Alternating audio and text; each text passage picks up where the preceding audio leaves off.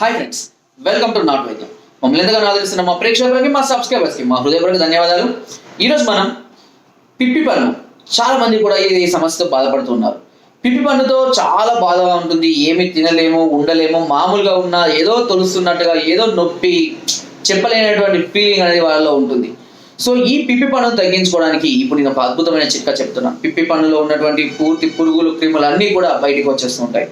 ఈ పిప్పి పన్ను ఉన్న సమస్య ఉన్న వాళ్ళు మీకు చేయవలసిన ఏంటంటే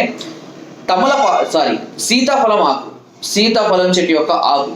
ఈ సీతాఫలం చెట్టు యొక్క ఆకులు అయితే దాదాపుగా అందరికీ అందుబాటులో ఉంటాయని సంగతి తెలుసు. ఆకులను తీసుకొని వచ్చి మెత్తగా దంచి ఆ రసాన్ని తీసి ఒక చిన్న ఏదైనా ఇంకు పిల్లర్ లాంటి దాంతో కానీ దేంతో కానీ ఈ రసాన్ని ఆ పిప్పి పన్ను మీద వేస్తూ ఉండాలి. ఒక 4 నుంచి 5 చుక్కలు వేయండి అంతే, ఓకేనా? వేసిన తర్వాత ఒక హాఫ్ అన్ అవర్ తర్వాత బ్రష్ చేసుకోండి. అలా ఒక 3 రోజులు చేస్తే ఆ పిప్పి పన్నులో ఉన్నటువంటి పురుగు కానివ్వండి, ఎలాంటిది ఉన్నా సరే పూర్తిగా బయటపడిపోవాల్సిందే. దానికి అది ఉండలేదు ఇంకా అందులో ఆ ప్రాంతంలో.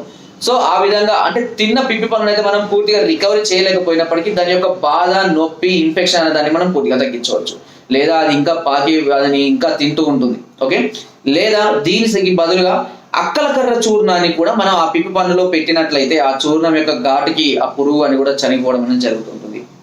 లేదా కొద్దిగా ఇంగువను వేడి చేసి పెట్టినా సరే నొప్పి, బాధ, పురుగు కూడా తగ్గిపోవడం జరుగుతుంది. ఈ పిప్పి పన్ను సమస్యతో చాలా మంది బాధపడుతున్నారు. సరైనటువంటి శుభ్రత లేకపోవడం వల్ల, రెగ్యులర్ గా బ్రషింగ్ చేసుకోకపోవడం వల్ల, లేదా ఇష్టమైనటువంటి ఆహార పదార్థాలు తిన్న తర్వాత బ్రషింగ్ చేసుకోకపోవడం, లేదా రాత్రిపూట పడుకునే ముందు బ్రష్ చేసుకునే అలవాటు లేని వాళ్ళకు ఈ సమస్యలు అధికంగా రావడం అనేది జరుగుతుంది. పిప్పి పన్ను సమస్యకు ఈ 3 చిట్కాలు చాలా అద్భుతంగా పనిచేస్తాయి. నొప్పిని, బాధను వెంటనే నివారిస్తాయి. సో ఇలాంటి సమస్య కనుక మీరు బాధపడుతున్నట్లయితే ఈ చిట్కాను ఫాలో అవ్వండి, తప్పకుండా మీకు మంచి ఫలితాన్ని మీకు అందిస్తుంది. సో ఫ్రెండ్స్, నా వీడియో కనుక మీకు నచ్చినట్లయితే ఒక లైక్, ఒక షేర్ చేయండి.